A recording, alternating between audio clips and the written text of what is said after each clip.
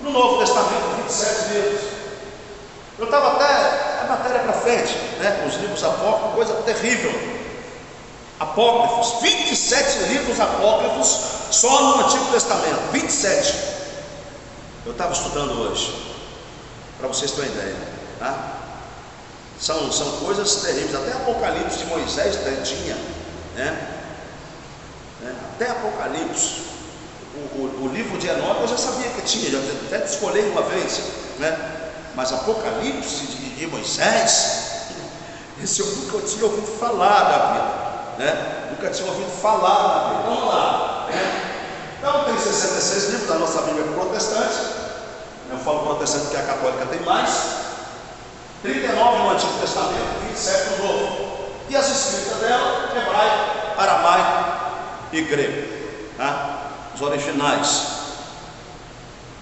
As escrituras já foram traduzidas em mais de 1000 línguas e dialetos diversos, o que equivale a dizer que 50% das línguas faladas no mundo possuem uma versão bíblica para leitura, e a cada minuto contado no seu relógio, olha que coisa linda, a cada minuto 50 Bíblias são vendidas.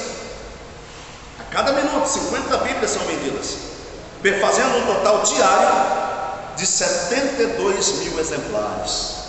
Glória a Deus por isso, né? 72.000 exemplares por dia.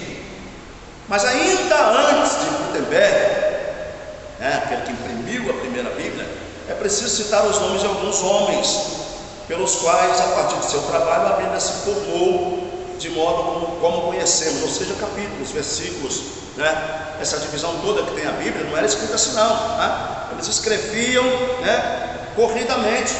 Não tinha esse negócio de Mateus 25, versículo 4, não tinha esse negócio não, era escrito direto, corrido, né? E Deus começa a usar homens para esses homens dividirem essa Bíblia em capítulos.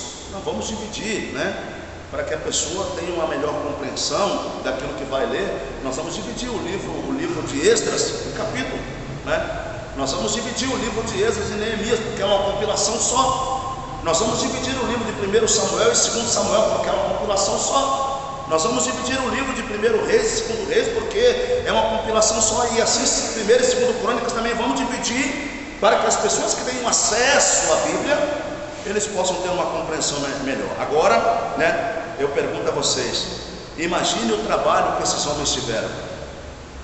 Imagine, para dividir toda a Bíblia Sagrada em capítulos, e depois pegar esses capítulos e separar versículo por versículo. Imagine bem, vamos lá.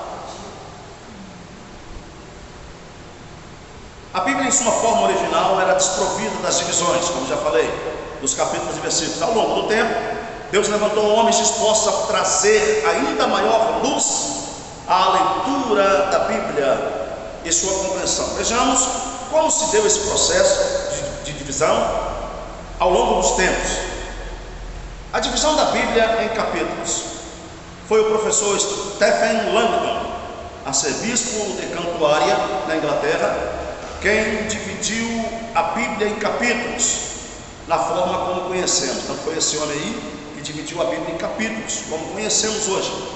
E a partir do texto da Vulgata Latina de São Jerônimo, ele fez isso no início do século XIII, entre 1234 e 1242, quando era professor da Universidade de Paris, na França. Antes de Langdon, estudiosos da Bíblia tentaram fazer essa divisão em capítulos, mas não tiveram sucesso. Imagine, né, a reunião que teve para dividir a Bíblia em capítulos. Imagine a discórdia que teve. Imagine, né, a falta de centralidade do tempo, que cada cabeça pensava de uma forma, cada cabeça pensava de uma maneira, não chegava a um acordo, né? E isso demandou tempo, demandou anos para que chegássemos a ter o que temos aí em nossas mãos, tá? Olha que coisa linda. O Evangelho de Marcos, por exemplo, foi dividido quase em 50 capítulos. 50 capítulos do Evangelho de Marcos. E hoje ele tem quantos? 16 capítulos, tá? Mas a princípio ele foi dividido em 50 capítulos, para vocês terem uma ideia, tá? E o negócio demanda tempo, demanda trabalho, tem que pensar, os neurônios têm que queimar para chegar a um consenso, né? Para chegar a uma decisão formada, não somente de uma cabeça, tá? Naquele tempo havia muitas reuniões que chamavam-se de concílios, tá? E depois nós vamos ler aí alguma coisa relacionada a isso, tá? Concílio de Niceia, concílio de Constantinopla, né? Lembra do capítulo 15 de Atos dos Apóstolos, quando teve um concílio em Jerusalém para decidir sobre se jogaria sobre os gentios também, né? A mesma imposição que havia sobre os judeus, né? E depois de um concílio ali em Jerusalém ficou decidido, não, calma aí, não, vamos fazer o seguinte, eles têm que se abster apenas da carne, do sangue sufocado, da carne oferecida aos ídolos, né? E pronto. Irmãos, então esses concílios eram muito natural para chegar-se a uma conclusão a respeito daquilo que iria prevalecer, tá? O concílio que decidiu, por exemplo,